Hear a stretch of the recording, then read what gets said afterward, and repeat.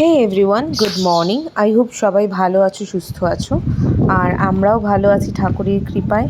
তো সকাল সকাল ভিডিওটা স্টার্ট করে দিয়েছি। সকালবেলা উঠেই রান্না করে ফেলছি আর কি, যেটা আমি প্রতিদিন করে থাকি।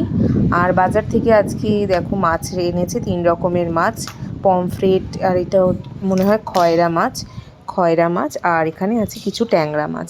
তো এই মাছগুলো সবগুলো আজকে রান্না করব না, কিছু মাছ করব, আবার কিছু মাছ রেখে দেব।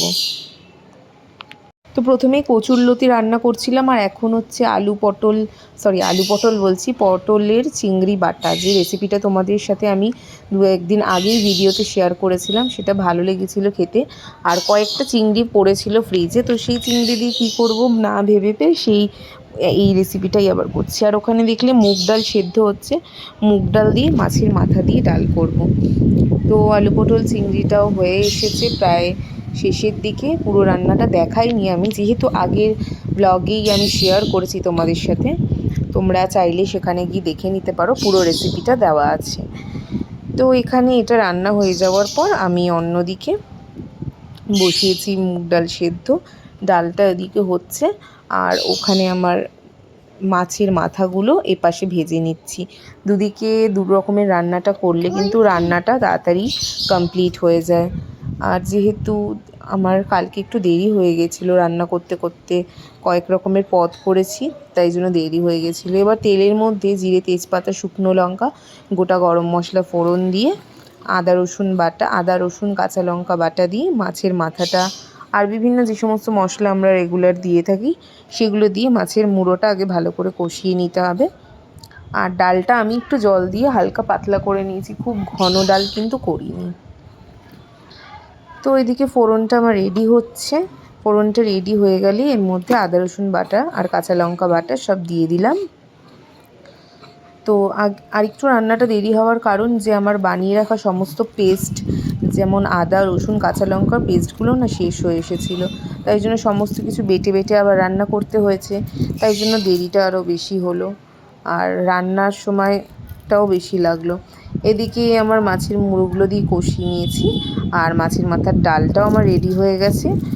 মাঝখানে কিছুটা স্কিপ করে দিয়েছি, নাহলে ভিডিওটা বেশি বড় হয়ে যেত, তাই।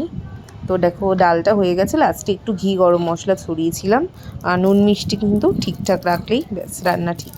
আর এখন আমি যাচ্ছি আমার হাজব্যান্ডের সাথে সুশ্রুতে আই চেক আপের জন্য। ফাইনালি আমি যেতে পারছি, মানে এটা ভেবেই আমার ভালো লাগছে যে অ্যাটলিস্ট আমার যাওয়া হচ্ছে। তো সুশ্রুতে পৌঁছে গেছি। তো এখন আমি আর আমার হাজব্যান্ড ওয়েট করছি কখন আমাদের ডাকবে, যেহেতু অনেকটা বেলায় গেছিলাম তাই জন্য বেশিক্ষণ ওয়েট করতে হয়নি, জাস্ট 2 থেকে 10-15 মিনিট বসার পরে আমাদের ওখান থেকে ডেকে নিয়েছিল। এখানে আমার হাজব্যান্ডও আইটা চেক আপ করে নিল যে ওর পাওয়ার কিছু আছে কি না। লাস্ট আই চেক আপ করাতে এসেছিলাম সুশ্রুতে, আর পাশেই IRM। আমি তো জানতামই না যে IRM-এর পাশেই সুশ্রুত, মানে IRM-এই আমি প্রেগনেন্সির সময় ট্রিটমেন্ট করাতাম, চেক আপ করাতাম। তো এখানে এসে বেশ আগের স্মৃতিগুলো মনে পড়ে গেল।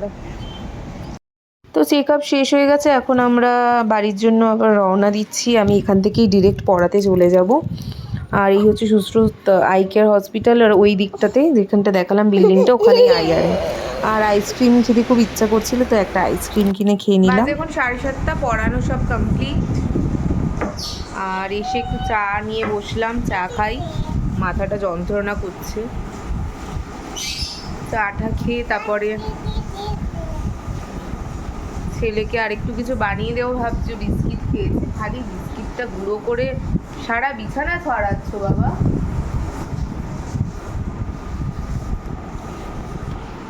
তো ছেলের জন্য এখানে একটু চিকেন রান্না করে নিচ্ছি, মানে একটু বেশি করেই করছি যাতে আমাদেরও হয়ে যায়, ওরাও রুটি দিয়ে খেয়ে নেবে আর আমি কিছুটা ভাত দিয়ে খেয়ে নেবো, যেহেতু দুপুরে ওর জন্য রান্না করিনি সেভাবে, ধরুন চিকেনটা করে নিচ্ছি। খুবই কম মশলা দিয়ে একটু দই দিলাম, ওখানে পেঁয়াজ কুচি দিলাম, আর হলুদ কাঁচা লঙ্কা আর সামান্য একটু তেল, আদা রসুন বাটা যেমন দিতে হয় দিয়ে সব কিছু মেখে টেকে আমি বসিয়ে দেবো। এটা একদমই মানে কম মশলার এরকমভাবে হেলদিভাবে খাওয়াটা আমাদের মাঝে সাঝে উচিত।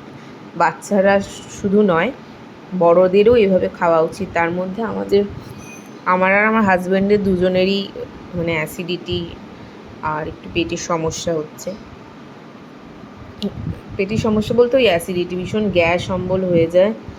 তো তাই জন্য এভাবেই মাংসটা রান্না করলাম। দেখো ম্যারিনেট করে নিয়েছি, একটু দই দিলাম, এর মধ্যে আদা রসুন বাটা, মানে একদম হালকা, কাঁচা লঙ্কা একটা দুটো হয়তো বাটা দেওয়া আছে এই চিকেনটার মধ্যে, আর আদা রসুন বাটা বললাম, আর পেঁয়াজের স্লাইস করে দিয়েছি।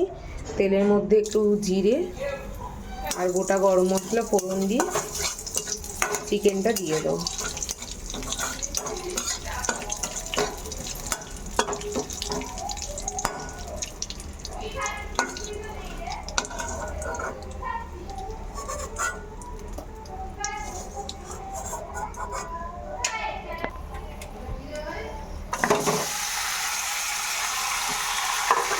আর তোমরা দেখলে যে আমি 1 থেকে 1.5 চামচ মতো তেল দিয়েছি, সেই তেলেই এই চিকেনটা রান্না করব। ব্যাস, এটাকে আর কিছুই করার নেই। আলুগুলো দিয়ে দেবো, দিয়ে চাপা দিয়ে দেবো, এটা আস্তে আস্তে হতে থাকবে। বাজে এখন 11:35, আর এত রাতে ওনার গান প্র্যাকটিস করার কথা মনে পড়েছে, রেওয়াজ করছে।